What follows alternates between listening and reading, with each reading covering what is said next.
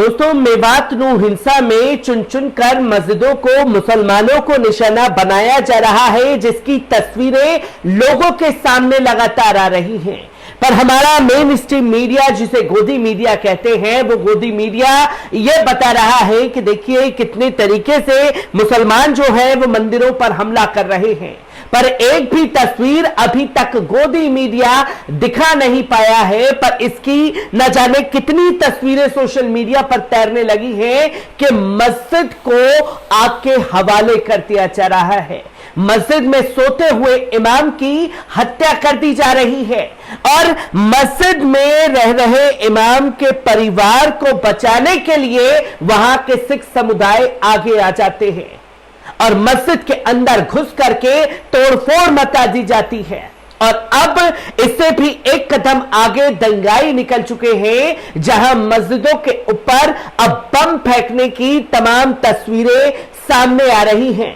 और इस घटना को अंजाम दिया गया है नू के तावड़ू में, जहां 2 मस्जिदों पर बम से हमला दंगाइयों द्वारा किया गया है, जिसकी तस्वीर लोगों के सामने आ रही है। जहां हमारी पत्रकार सुमेधा ने वहां पहुंच करके तमाम वीडियो, तमाम तस्वीरें हमारे साथ साझा की। पहले इन वीडियोस पर नजर डाल लीजिए।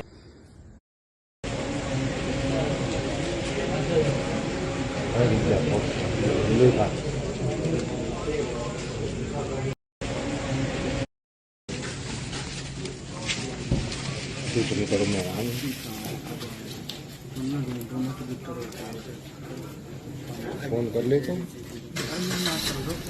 आपने देखा कि हमारी साथी दीवार की पत्रकार सुमेधा जैन, उन्होंने ये तस्वीर जो है हम लोगों के साथ साझा की, जो कि तावड़ू जिले में 2 मस्जिदों के ऊपर जो बम फेंका गया, उसके बाद आग ही आग दिखाई दी मस्जिद के चारों तरफ। जहां मौका वारदात पर पुलिस पहुंची है और तमाम लोग जो है मस्जिद में आग बुझाने की कोशिश करते हुए दिखाई दिए, जिसकी तस्वीर आपके सामने थी।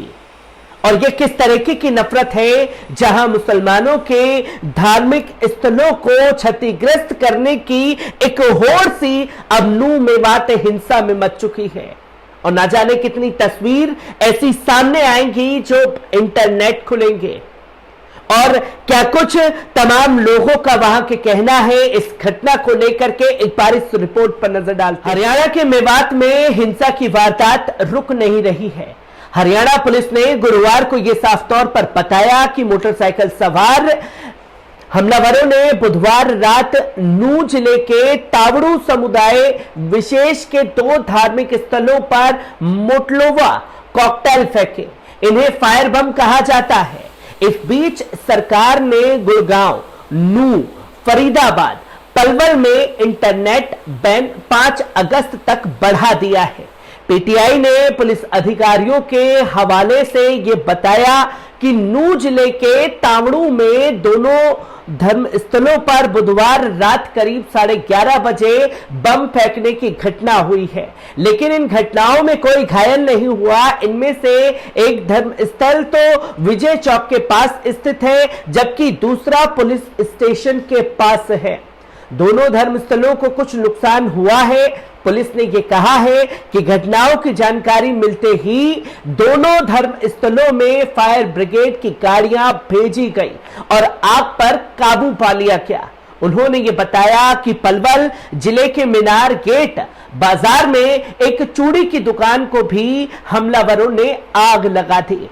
सोमवार 31 जुलाई को नू में भड़की सांप्रदायिक हिंसा के मद्देनजर नू, पलवल, गुड़गांव, फरीदाबाद में धारा 144 लागू है। भीड़ ने 31 जुलाई की रात को गुड़गांव में समुदाय विशेष के एक धार्मिक स्थल को जला दिया और उसमें एक युवा धर्मगुरु की हत्या कर दी गई। एक रेस्टोरेंट में आग लगा दी गई और दुकानों में तोड़फोड़ की गई। नू में शुरू हुई सांप्रदायिक हिंसा मंगलवार को आसपास के जिलों में फैल गई थी। आपको बता दें कि नू में हुई हिंसा के एक दिन बाद गुरुग्राम और हरियाणा के बाकी जिलों में भी हिंसा फैल गई। इस दौरान दंगाइयों की भीड़ का शिकार गुरुग्राम के सोहाना में बनी एक मस्जिद भी बनी, जहां मीडिया रिपोर्ट्स के मुताबिक 70 से 100 लोगों की भीड़ ने वहां पर जमकर तोड़फोड़ की। इस दौरान मस्जिद के अंदर बने मदरसे में पढ़ाई कर रहे 10-12 बच्चों और इमाम के परिवार वालों के जीवन पर संकट बनाया था। इस दौरान इनके पड़ोस में रहने वाली स्थानीय और सिख समुदाय के लोग उनके लिए आगे आए और इनकी जानमाल की रक्षा की गई। मस्जिद के इमाम के मुताबिक हिंसा शुरू होते ही सिख समुदाय के लोगों ने आगे बढ़कर मस्जिद में फंसे इन लोगों को सुरक्षित रेस्क्यू कर लिया।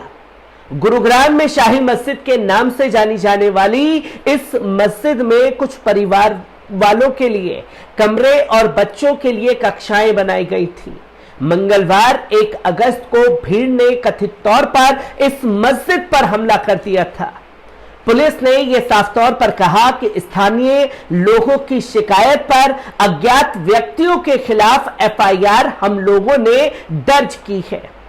मस्जिद में अपने 4 भाइयों के साथ रहने वाले इमाम कलीम ने यह साफ तौर पर बताया कि यहां पर हम कुल 30 लोग रहते थे। उन्होंने कहा कि हम सब डरे हुए थे, लेकिन पुलिस ने शांति व्यवस्था बनाए रखने के लिए इलाके में फ्लैग मार्च किया था, लिहाजा हम किसी भी खतरे को लेकर पूरी तरह से आश्वस्त थे। लेकिन दोपहर को 2:15 बजे जब हमने फायरिंग की आवाज सुनी तो हम बाहर निकल आए। उन्होंने कहा कि हमने वहां देखा कि एक भीड़ हमारी तरफ लाठी डंडों और खतरनाक हथियारों के साथ दौड़ती चली आ रही है। इमाम कलीम आगे बताते हैं कि इतनी ज्यादा भीड़ को अपनी तरफ आता देखकर हम डर गए और अपने परिवार के सभी सदस्यों के साथ छिपकर बैठ गए। उन्होंने कहा कि हमें लग रहा था कि आज हम मारे जाएंगे, क्योंकि जिस कमरे में हम छिपे बैठे थे वे उसके नजदीक पहुंच ही चुके थे, लेकिन हमारे पड़ोस में रहने वाले स्थानीय लोग समय पर पहुंच गए और हम लोगों को वहां से निकाल लिया। एक प्रत्यक्षदर्शी ने कहा कि स्थानीय लोगों ने इस भीड़ को रोक दिया और महिलाओं बच्चों को भी रेस्क्यू कर लिया। इसके साथ ही पुलिस भी 10 मिनट के अंदर ही मौके वारदात पर पहुंच गई थी, जिसकी वजह से हम लोगों की जान बच पाई है। जहां एक-एक कर धार्मिक स्थल को निशाना बनाया जा रहा है और अब ये चौथी तस्वीर सामने आ रही है कि बमों से मस्जिद के ऊपर दंगाई हमला कर रहे हैं।